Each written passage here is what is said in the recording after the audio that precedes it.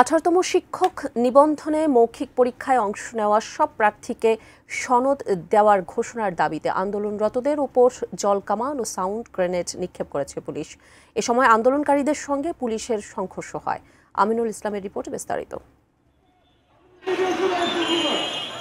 18তম শিক্ষক নিবন্ধনে মৌখিক পরীক্ষায় অংশ নেওয়া সব প্রার্থীকে সনদ দেওয়ার ঘোষণার দাবিতে রোববার সকালে প্রেস ক্লাবের সামনে জড়ো হন অনুত্তীর্ণ 23,000 প্রার্থীর একাংশ।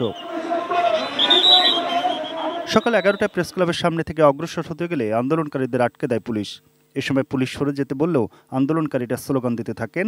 এরপর বেলা 11:30টার দিকে তাদের ছত্রভঙ্গ করে দিতে জলকামান, সাউন্ড গ্রেনেড নিক্ষেপ করা হয়। পুশ করেছে যেন এরা ডিসপার্স হয়ে যায়। 144 অল টাইম জারি করা আছে, তারপরও এরা তো মানে না যে রাস্তা বন্ধ করলে সেখানে আমাদের আইনগত যে ব্যবস্থাটা আছে আমরা নেব। আন্দোলনকারীরা বলছেন, শিক্ষক নিবন্ধনের প্রিলিমিনারি ও লিখিত পরীক্ষায় উত্তীর্ণ হওয়ার পরও মৌখিকে রেকর্ড পরিমাণ 20,688 জন প্রার্থীকে ইচ্ছে করে ফেল করিয়ে দেওয়া হয়েছে। ফলাফল পুনর্মূল্যায়ন করার দাবি জানান তারা। টানা সপ্তমবারের মতো বেস্ট টিস্যু পেপার ব্র্যান্ড হিসেবে স্বীকৃতি পেয়েছে বসুন্ধরা টিস্যু। পুলিশ আমাদের উপর জলকামান নিক্ষেপ করে, এরপর লাঠিচার্জ করে।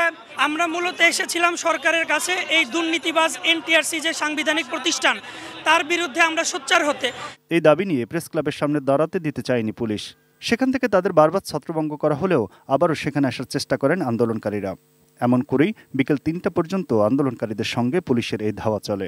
এক একটা ভাইবা বোর্ডে 30 জনের ভিতরে 28 জন ফেল, 29 জন ফেল, একজন ফার্স্ট। তার মানে এটা কোন ধরনের প্রহসন? যেহেতু ভাইবা নম্বর যুক্ত হয় না, তা আমরা কিসের ভিত্তিতে এখানে ফেল করেছি? সব জায়গায় আমরা যোগ্যতা প্রমাণ করে আমরা ভাইবা পর্যন্ত এসেছি, কিন্তু আমাদের ভাইবা থেকে অযৌক্তিকভাবে আমাদের এখান থেকে আমাদের ফেল করিয়ে দিয়েছে। Aminul Islam, ATN news, Dhaka.